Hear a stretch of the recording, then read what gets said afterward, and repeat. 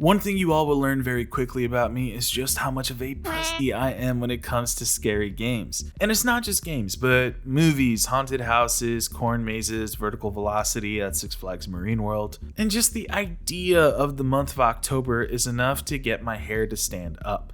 So you might wonder what a scaredy cat like me thinks about Dead Space, and when I tell you that I absolutely loved the game, the next question is why and how? Now, the way I judge games varies, to be honest, but one thing is almost certain for all of us is that when a game is good or fun or enjoyable, at the very core, you can feel it, and I definitely felt it on this one. To start off, I want to give a quick historical anecdote on how I got here, and if you just want to cut straight to the talk about the game, feel free to skip ahead.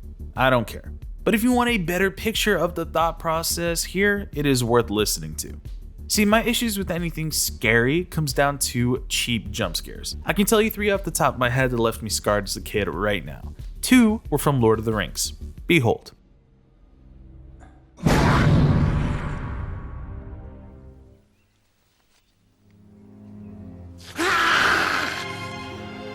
The next one was from Spider-Man. If you were a kid in the 2000s, I guarantee you nearly pissed yourself in the theater or at home from Blockbuster during this moment. Last night I was... What? Now, the Lord of the Rings examples aren't that gratuitous. I actually think they're pretty solid, particularly the one involving Bilbo for both plot and symbolic reasons. Spider-Man's, though, can go fuck itself. That shit gave me nightmares for a very long time, but point being, these aren't the first jump scares, and they absolutely won't be the last. Some jump scares throughout film history I think are worth their weight and have earned their stripes through novelty or creativity. However, like any bit of art, there's an excellent quote an old film professor of mine had outside of his door. Art is 1% revolution, 99% plagiarism, or it was something like that. Now, good tense moments like this inevitably lead to non-stop shitty copycats to where they're being telegraphed from a mile away. And at that point, you're just waiting for that dun to hit in a way that doesn't feel good for me. There's also something in common with all of these jumps that I dislike in particular, and that's specifically the sound of the jump and the contrast of its volume to the atmosphere immediately preceding the jump. Maybe it's a physical body issue with my ears. Who knows? Either way, the shit usually upsets me so much that one time in 8th grade, I went to go see a PG-13 quote-unquote horror movie called Room 1408. This is based on a Stephen King book. Now, I remember it like it was yesterday because during a specific scene, the guy opens a door and the sound the lock made was so fucking loud in the theater, it wasn't even a jump scare, but the precursor to the inevitable jump got me so shook. I literally pulled a SpongeBob, quietly said to myself, alright, I'ma head out. Told my friends I was going to the bathroom, and instead, I walked into the auditorium next to ours that was showing Ocean's 13. Okay. Such a better movie, by the way, but I digress. I could feel my opinion on scarier stuff change the moment I started watching my older cousins play Silent Hill and Resident Evil, specifically Silent Hill 3 and Resident Evil 4, both on the PS2, as was sometime around 2005, I want to say. It was different. There were puzzles in the game that they would ask me to solve so they could include me, and their yelps during QuickTime events added a fun, almost humorous element to something that would have probably left me crying scared at that age. It was a positive experience that made me realize, well, hang on, this scary shit isn't all bad, and with that, I started to recognize the differences in quality. Twin Peaks was a phenomenal example of a visual medium that explored very good, terrifying scares in a way that didn't really need a conventional jump scare. It was so eye-opening to see a scene that scared me to my fucking core without a single cheap trick involved. And from that point on, other movies or games that let the atmosphere be the most unnerving part quickly found my favor the most. Now that you have an idea of why I'm so scared all the time and how that fear has shifted in some ways, we come to Dead Space, but specifically the 2023 remake. I used a bit of a cheat code in that I didn't play the game by myself, but I streamed it in Discord for my friends for both their entertainment and moral support in a way. Quickly, I relearned the things I had originally experienced from the little bit that I had played of the OG back in the day. I remembered the main enemies and their spindly limbs, I hacked away at them, and I shot them with the plasma cutter, and I spent a lot of time floating around in 0G, wondering if this is what an Ender's Game video game could look like in the future. Once I moved on and explored more, I enjoyed the game with every new chapter, and I got to appreciate the game with a brand new fresh set of eyes. Right away, the location is exceptional. The mining rig was mysterious and interesting with labyrinth-style hallways and section themes, like having a greenhouse with vegetation in the hydroponic section, crew quarters, engineering sections, flight crew stations, cargo hangars, all to name a few. The science fiction elements ran wild with equal parts technological gizmos and limbo all around you as you explored alongside the impending feeling of decay. Everything gave this air of, you got here just too late. Never before did a facility feel both light years ahead and yet still somehow less reliable than trying to use a fax machine in 2024. The setting as a whole established itself as a character that felt on par with Isaac. Now I remember from what little I played of the original that the man doesn't talk.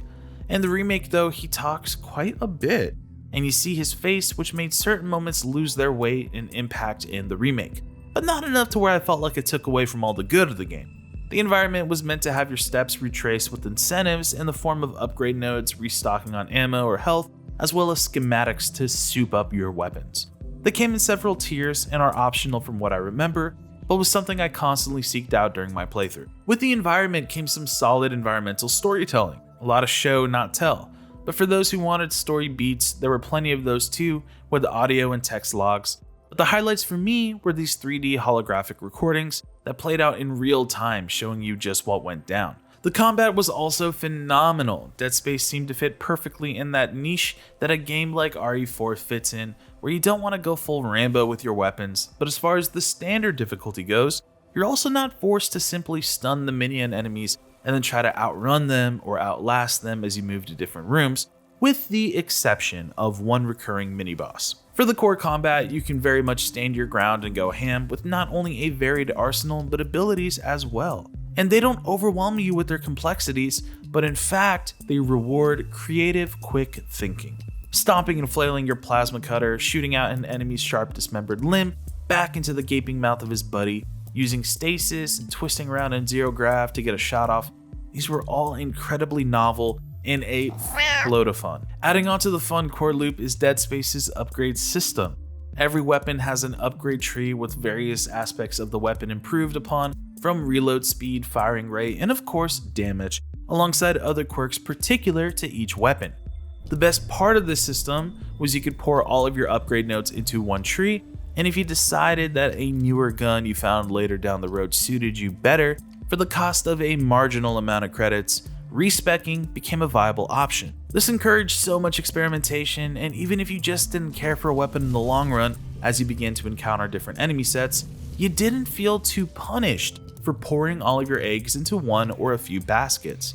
It was liberating to know the whole time that I could boost something now and not feel like an idiot down the line, allowing me to splurge on the upgrades without really hesitating. Truthfully, with the combination of the premise, the gameplay loop of exploring, combat, and everything else, there was almost nothing to complain about. Almost. Boss fights are something in this game. They're not particularly difficult, but if I had to describe them in one word, especially at first while you're trying to figure everything out and gather your bearings, it would be clunky. Visually, the bosses look awesome, grotesque, and what you would reasonably expect, while remaining interesting. And as a complete package, though, playing through it, I felt uninspired and at times even frustrated, expecting more. Maybe that's the fault of so many other video games that take incredible boss fights and package them into something greater or more complex by this point. That Dead Space going off of a mid-2000s design in 2024 didn't really age as gracefully as it could have, and in comparison to the other games, it began to fall short. I'm not sure, but I do know that it just wasn't quite it for me. But I still have to counter myself for a moment and praise the game for having so much else be time-proof and it feel fresh and fun today.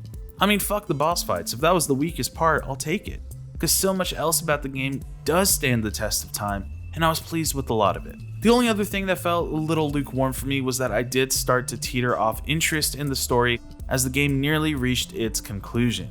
Particular story twists did jar me out of my lethargic state, but for the most part, I found myself caring less about the whys and just focused more on get me the fuck out of here. There were a lot of, oh, but the princess is in another castle plot devices going on, except it was just being the humble engineering laborer moving through one alien-infested section to the next, trying to get this cursed vessel to work for even a moment. But I won't fault the game for my issues with the pacing and its length. My impatience is the fault of my backlog. So with having so many games sitting collecting dust, waiting to be played while juggling to regular live service games in my rotation, while growing old as shit with back pain and 3 p.m. naps on the weekends, this is not the best combination for enjoying video games, especially in an era where every new game demands your attention with a premium price point.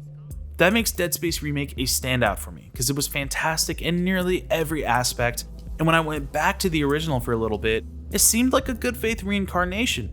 Playing the remake was something I'm super grateful for knocking off of my bucket list, to be completely honest, and after a little break so I don't burn myself out on the franchise, I will be eagerly diving back into Dead Space 2. Until next time.